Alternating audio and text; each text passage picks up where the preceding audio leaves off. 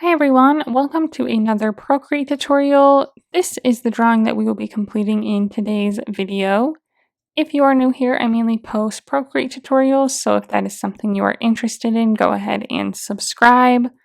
Otherwise, before we get started, the only thing that you will need to do is download the color palette and the image of the witch and the bats, so that we don't have to hand draw those. So those are both free and linked in the description below. For the color palette, just double tap the file that downloads and it'll automatically pop the color palette into Procreate so that you can use the same colors as you follow along with the drawing today. And then for the image, just go ahead and save that to the files on your iPad so that we can access them later when we need them to add them to our picture. I will also post the canvas dimensions, color profile, and layers needed on the screen here so that you can use those to set up your canvas. So take a minute to get everything ready and then come back and we will get started.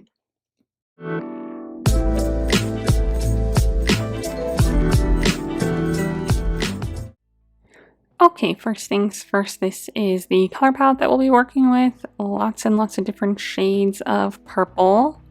So the first thing that we're going to do is do the background.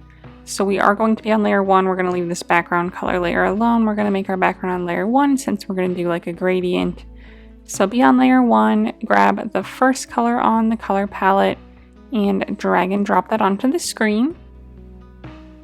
Same layer, we are going to grab the second color on the first row, grab the selection tool, set it to rectangle and turn on color fill, and then we are going to start on the bottom left outside of our canvas and draw up and cover the bottom half of our screen, and then let that go to fill in that color there. Click the selection tool to turn that off, and then click the wand tool, Gaussian blur, and drag this up to like 65-70% somewhere in there to get a nice gradient from top to bottom. Awesome. Okay, next we are going to add our hill in the background that our trees will sit on, and then our houses will sit in front of that. So we are going to add a new layer on our layer menu, grab the third color on the top row, grab the monoline brush under the calligraphy tab. I have that set to about 50%. And I'm going to start on the left side here, maybe a quarter to a third of the way up my canvas from the bottom. And I'm going to make a nice little hill on the back in the background, going from the left side to the right side all the way off the screen on both sides. Nothing too crazy, nice and simple. Draw kind of fast to make a really smooth line. And then I am going to fill in below that, like so. Next, we're going to do a similar gradient thing, so we are going to be on the same layer, layer 2, grab the fourth color on the top row, selection tool again with rectangle and color fill turned on, and again, starting at the outside, bottom left, we're going to fill in maybe just about a halfway through our shape there, and let that go to fill it in with that color. Next, we're going to go to our layer menu, and on this layer, click on it and turn on alpha lock. Then we're going to do our wand tool, Gaussian blur, and again, up to like maybe 50% for this. So the reason that we had to turn alpha lock on in this layer was so that it didn't blur the edge of our shape. If alpha lock was off, this whole thing would have just blurred into oblivion. So turning alpha lock on keeps the colors inside our shape, but still allows us to get that gradient. We didn't have to do that with the background because it was just the one big layer, but we did it with this one. Okay, and next up is our houses. So we are going to draw those above our hill. So let's go ahead and add a new layer on our layer menu. And we are going to grab the fifth color on the top row of our color palette. We are again going to grab our selection tool with rectangle and color fill turned on. So we are first going to draw this like strip in the front that is going to be the like foreground or the sidewalk or just, you know, something like that. And we'll draw our houses behind it so that we get a nice cutoff along the bottom of them.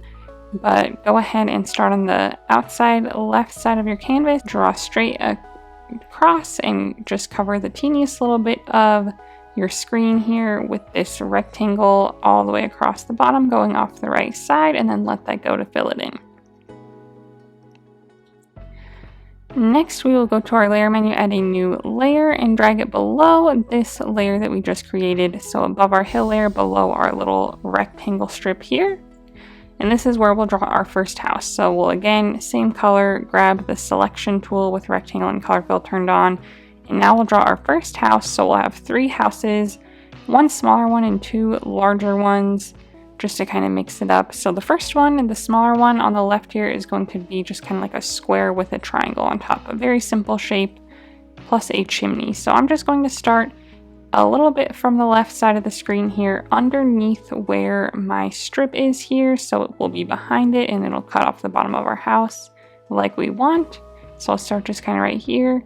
Draw a nice like squarish shape, nothing too big. We want to have room for 2 other larger houses, so maybe about like this. Let that go. Next, we will grab our pen tool, same color, make sure we're still on our monoline brush at 50%. And I'm just going to draw the bottom part of my triangle roof. So a straight line across the bottom. So I'm going to start a little bit on the outside of my house towards the top, and draw straight across, hold it down, touch your finger to the screen to get a perfectly straight line. Try to go about the same distance off the other side, like so. Then we're going to start on this left side where our line ends and draw the triangular roof shape.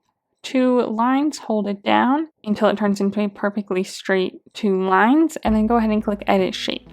And we're just going to zoom in here, and first of all, we want this left end to line up with our horizontal line, the right end to line up with our horizontal line on the corner there, and then just get this point at the top just somewhere about in the middle, maybe straight up from where this other dot is at the bottom. We don't want it too far to the left or the right or anything wonky, unless you want that. Maybe that would be kind of a cool like spooky look. You could totally do that, but I'm just going to get mine about straight up and down, nothing too pointy or anything, just a nice triangular kind of roof shape. And then go ahead and fill that in. Lastly, grab our selection tool again with rectangle and color fill turned on once more. Start on the inside of our roof here, just kind of towards the right side, but inside a good bit. And we are just going to draw a little chimney like so. Let that go. Okay, so that's our first house shape. So now to make a bigger house, we are going to go to our layer menu, make a duplicate of this house layer that we just drew, click the arrow tool and move it over a little bit. You can make it a little bit bigger if you would like, up and down and sideways, whichever you want. Okay, and then while we're still on this layer of our bigger house, we're going to grab our selection tool again, same color and everything, and we are going to, starting on the right side of the house here, just kind of add like another little section. Make sure it's connected to your original house shape and it goes underneath the front little strip here, and just kind of add that there and then let that go. Just a really small one. Grab our brush tool again, and again starting on the right side here, we'll make the kind of right side of the roof line. So just do a straight line across, hold it down, touch your finger to the screen to make it perfectly horizontal. So you should just have the little bit that goes off the edge over here. And then again, starting at this point, we're going to go up and down to make kind of a triangular shape. Hold it down. Go ahead and click Edit Shape and zoom in and just make sure that these line up nicely, our 2 points on the right side here, and then just make sure that the tip of our roof looks about centered on what this little side area would be. And then go ahead and fill that in. So that's our bigger house. And I want one more of these bigger houses, but we can't quite fit that with the way things are now. So I'm going to go to my layer menu, select both of my house layers. So this bigger one's already selected, slide right on the other one to select it also. Click the arrow tool, set it to uniform, and I'm just going to downsize it a bit. Maybe even move it to the left a little bit just to make some good room for my house over on the right side here. Perfect. So I want my other house to be another bigger one, so I'm going to go to my layer menu, select my bigger house layer, slide to the left and hit duplicate on it to get another one. Click the arrow tool, click flip horizontal, and then just drag it over here to be on this right side. So at least they're not like identical, they're kind of mirroring each other. That makes them a little bit different. So again, if you need to do any resizing, you can. I might resize everything down just a teeny bit more to get a little bit more room in between my houses so that they don't look so perfect. So I'll just downsize everything and then move this right one a little bit further to the right, just making sure it's still underneath my front strip here and there's no gap or anything underneath my house. So kind of adjust them and move them however you want. If your hill is way too far up, you can always move that down. So you can find your hill layer, click the arrow tool and just like move it straight down. If it's like way up here, you know, we need a little room for like our trees and our clouds and our moon. So we want it to be nestled kind of right behind our houses. Nothing too perfect, like this one's poking up a little bit, this one isn't. That's about right, that looks good. So I'll leave that there. Okay, next we're going to add some windows to our houses. So we are going to do that all on one layer. So we are going to add that above our house layers here. Grab the first color on the first row. Grab our selection tool again, rectangle and color fill turned on, you know the drill. We are going to make some windows. So nothing too perfect, nothing too precise, but let's see this smaller one. Maybe we'll do one that's like in the attic here, a little square up top. And then maybe we'll do two rectangular ones, one on each side, roughly the same size. So I did all three of those without turning off my selection tool, so I will turn it off now by clicking it again. Now we can see better how it looks. Click on it again to turn it back on, and then we'll move on to our next one. So this one, maybe we'll do one big rectangle here, maybe another rectangle on the right, like lower, and then maybe one square on the smaller house, or the smaller section there, and then go ahead and turn it off again. Then on this right house, to make it a little bit different, let's maybe do like a rectangle on this, like a skinny horizontal one. And then maybe we'll do like a square with a rectangle right below it, like this, to just kind of change it up. So maybe something about like that looks good.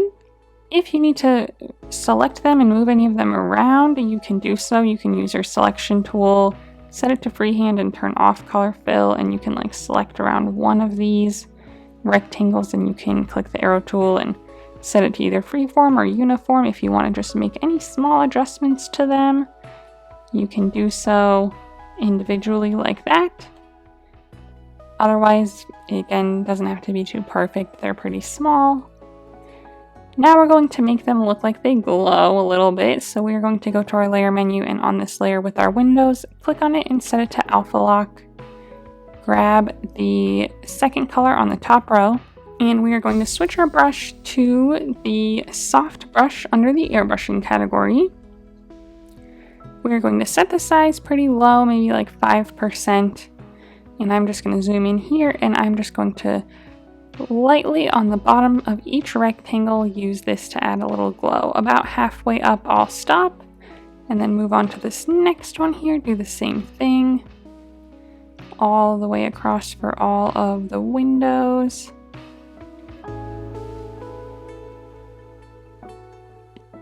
This one over here, they're a little close together, so like when I do this top one, it might sneak into my bottom one here, like the top of my bottom one.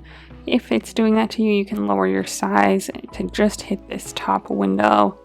But otherwise, like we still see some darkness at the top, so that looks pretty good.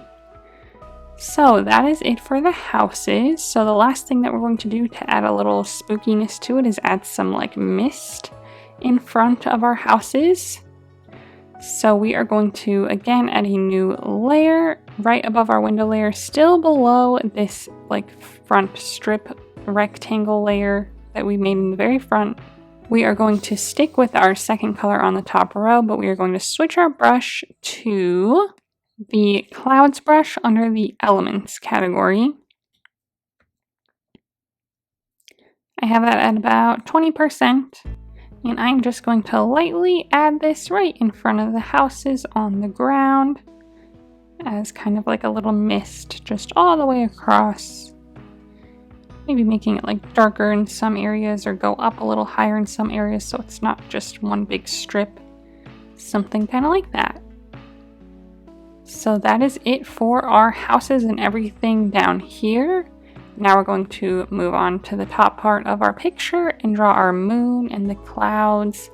And then we'll finish off with the trees and the witch and bat picture. So first we're going to draw our moon and get that all done. So let's go to our layer menu and let's just add a layer on top of all of our layers up here. Grab the first color on the second row and switch back to our monoline brush under the calligraphy tab at 50%. And we're just going to draw a perfect circle for our moon. It's going to be a nice full moon. So we are going to draw a circular shape, hold it down till it snaps, touch your finger to the screen to make it turn into a perfect circle, set the size, and then let it go and fill it in. If you want to move it or resize it at all, you can click the arrow tool, set it to uniform so that we still keep our perfect circle shape. And you can resize it or move it around. I'm just going to keep it in this kind of like top right side over here, like so. Then we're going to go to our layer menu, and on this layer, we're going to set it to alpha lock so that we can do some texturizing right on our moon here. So we're going to first grab the second color on the top row, and we are going to switch our brush now to the clay brush under the organic category. Find that, set the size to maybe 20%, and I'm just going to add this all over the moon to give it some nice texture like so. Okay. Then we're going to grab the third color on the second row, switch our brush now to the splatter brush under the spray paints category, set that to about 15% or so, and we are going to just add some sections of splatter to kind of be like, you know, the man in the moon type stuff. You know, the moon isn't just perfectly all like one color. It's got these like craters and stuff. So the clay brush added some nice texture, but now these we're going to do just in certain sections to kind of add the illusion of, you know, the darker areas of the moon that we see. So something just kind of like this, just a few quick sections of it. And then lastly, we are going to add some brightness to it. So we're going to grab the second color on the second row and switch our brush to the burnt tree brush under the charcoals category. Set that to about 50%. And I'm going to very, very lightly add this all over the top of the moon. Again, very lightly just to add some different areas of this lighter color. To just add some more dimension to it. So that's our moon. It's going to also partially be covered up by clouds, so it doesn't have to look too perfect or, you know, realistic really, but just some good textures to it like so helps a lot. So now we'll go to our layer menu and make a duplicate of this moon layer. Select the bottom one and click on it and turn off alpha lock. Let's do the wand icon, Gaussian blur, and drag this up to maybe 20 to 25% to give a nice glow around our moon. So that just adds another layer of detail to really help make it pop. Okay, so now we're going to add some clouds. We're going to add both some behind the moon and in front of the moon. First, we'll start behind the moon to really fill out our sky. We want it to be really cloudy looking. So we'll go to our layer menu, add a new layer, and we are going to add this just right above our background layer so it's underneath all of our other stuff. So if we end up down here, you know, behind our house, it'll be behind the house. If we end up down here behind our hill, it'll be behind our hill. So we're going to go to our nice background gradient layer, the big square, add a new one right above that so it's underneath everything else. And we are going to first grab this fourth color on the top row, so it's a little darker than our original background color layer, and switch our brush back to the clouds brush under the elements category with the size set at about 20%. And we are going to add some sections of this darker color all over our background. Mostly in the upper sky. I don't want to add too much down here. It's just a little too dark for this like dark lower color, but mostly just in this darker area up top. Behind the moon is fine too. Just kind of fill out a good amount of this upper area like so.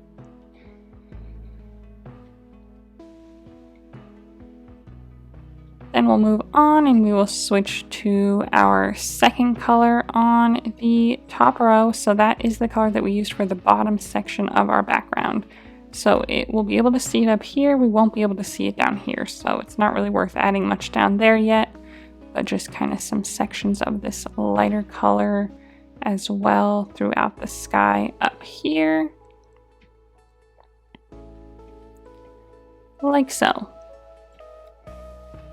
Then let's switch to this third color on the second row. This is a little bit darker than our color down here, so we can add some of it there. It's kind of got a different hue to it. It's kind of bluer, so we'll kind of add just a little bit of that just kind of everywhere. Like I said, we just kind of want a good mixture, lots of different clouds. Grab the fourth color on the second row and same thing, add some of that. Again, it's kind of like more purpley and brighter. So we're just going to add some of that kind of all over. Pretty lightly when we're down at the bottom here, but we do want a little bit of it. And then now we want some lighter ones down below. So we will grab the first color on the second row and add those mostly down here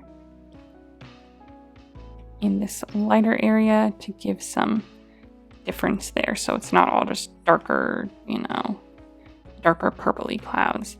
We can add a teeny bit of this up top as well, nothing too crazy. So that does a good job for like our background. So now we'll add some in front of the moon. So we'll go to our layer menu, find the top of our layers and add a new layer above everything, above our moon. And let's just go with this first color on the first row that we used for our background. Let's add some more of that in since we covered a lot of it up. So we can go back in with this color as a cloud layer, add a little bit of it in front of the moon, on each side even maybe, and then just kind of through the sky a little bit too. We don't want to go over our houses or the hills or anything, so mostly up top, but we can add a good amount of that. And then let's go ahead with our second color on the top row and add some of that in as well. Again, just to kind of add some difference and kind of cover up some of our moon so that it's encased in clouds. And lastly, let's add some lighter color. So this first color on the second row, let's add a little bit of that in as well in front of our moon. And just maybe just kind of try to balance out the rest of our picture if you need any more of this lighter color as well. So something about like this is what I'm gonna go with. So just do some good clouds all through the sky in different sections and kind of layer them as you see fit. Okay, and then now we will add some stars to our sky as well. So we are going to add this below our two moon layers. So right in here, we are going to grab the second color on the second row. And we are going to now switch to this driven snow brush, which seems like a weird brush to use for stars, but that is what we're going to do because we're going to have just like a bunch of faded stars in the background. So let's just go ahead and set this to like 60%. And I'm just going to very lightly go through and touch this to the screen. I'm not picking my brush up at all, just kind of in one fluid layer, pushing down harder in some areas and lighter in others. So just something kind of simple like that to add some kind of faded stars in the background. And then we will move on to our trees. So this is going to be another fun process. So we're going to do 3 layers of trees, and we need them to be behind our hill. So we are going to add a new layer above our clouds, behind our hill layer right here, and this is where we'll start with our trees. So these 3 colors on the bottom row are our 3 tree colors, so we'll start with the lightest one in the back and then move on to the darker ones in front. So first grab the first color on the last row, and for the brush we are going to use this spicule brush. I don't know if that's how you say that. Under the abstract category. And we are first going to have it set to about 10%. So I'm just going to start on the right side here and this will be the top of my tree, and so I'll just start drawing down toward the hill and then behind the hill even, and then I just get thicker at the bottom, so I just barely touched at the top, went straight down, and then I get thicker at the bottom. So it's kind of like a very skinny triangle where it's thinner at the top and thicker at the bottom. Then I'll just go over a little bit and do another one, maybe shorter this time. Maybe another kind of taller one.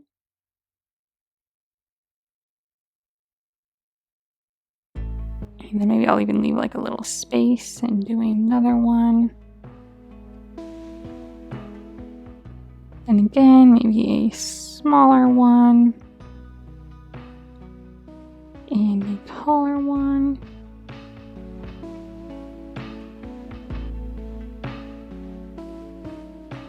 So this kind of gets us our spooky looking trees without having to do too much work, and while kind of taking advantage of this very interesting brush.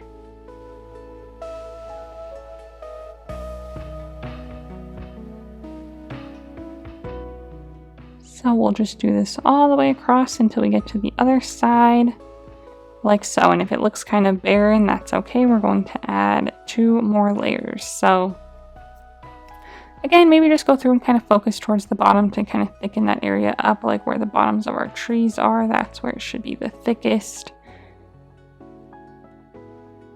Okay. And then we'll go to our layer menu, add a new layer above this one, grab our next color on the bottom row, so the second one. Same brush, and we will maybe lower the size to like 7.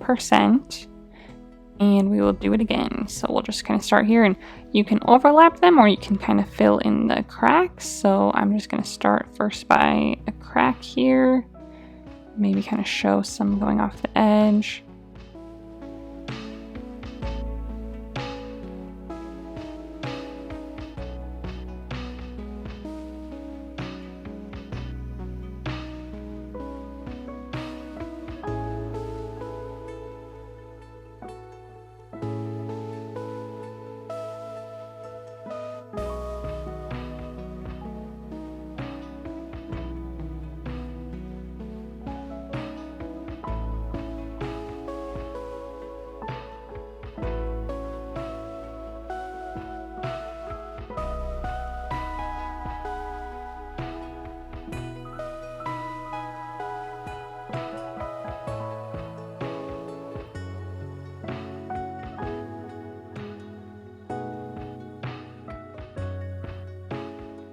Okay, so I did that all the way across, added a good amount. We'll do it one more time, so let's go to our layer menu, add a new layer, grab the next color, the third one on the bottom row, and again, let's drop our brush size just a little bit to like 5 to 6%. And then we'll go in one more time and make some last darkest trees in the front. Again, filling in spaces or overlapping, doesn't matter. And then just again varying sizes, thicker at the bottom.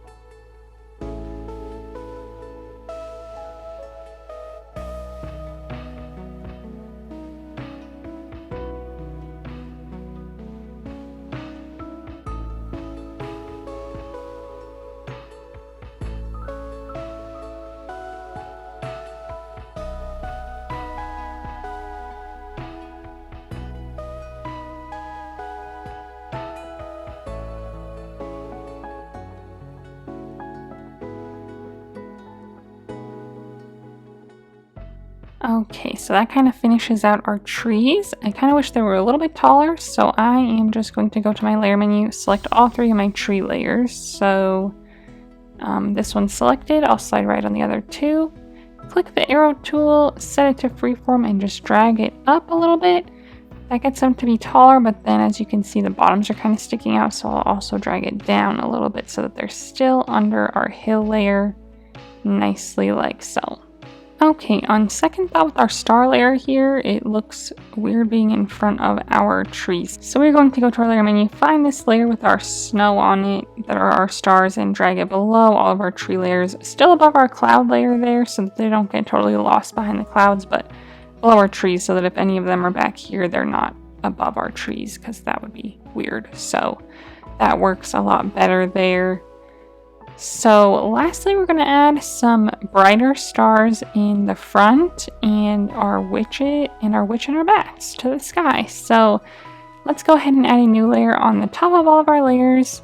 Grab the 5th color on the second row here, the brightest color, and we're going to switch our brush. This is for our stars. So we are going to switch to the Studio Pen under the inking category. I am going to set that to about 16%, and I am just going to make some like starburst kind of stars, I call them, where they're just, it's almost like a diamond, but I just draw a small cross like so, and then kind of just thicken up the middle area where they meet a little bit, and then you get a shape kind of like this, so that's kind of like a little starburst star. So I'll make some of these throughout the sky, just in varying sizes. Just kind of all over.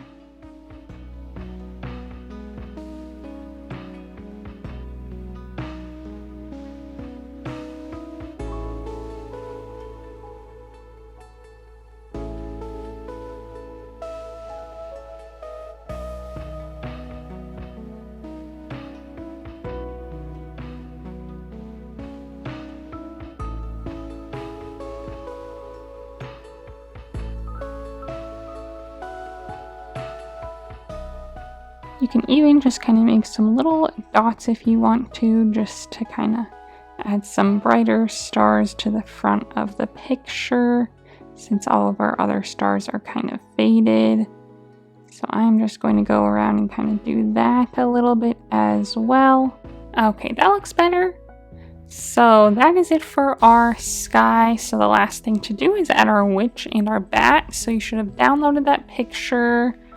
So let's go to our layer menu, add a new layer above everything, and then you'll go to the gear icon and click add, and click insert a file, and then find it wherever you downloaded it,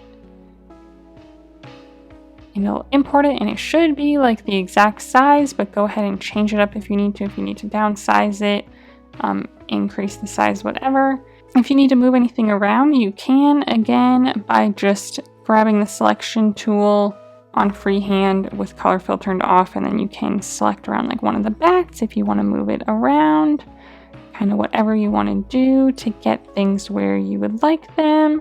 I kind of like the bats just kind of right around the moon, and then the witch up here in the sky like so. So go ahead and place those wherever you see fit. And that is it for our picture today. So I hope you had fun. If you did, go ahead and give this video a thumbs up and subscribe to my channel if you'd like to see more tutorials from me in the future.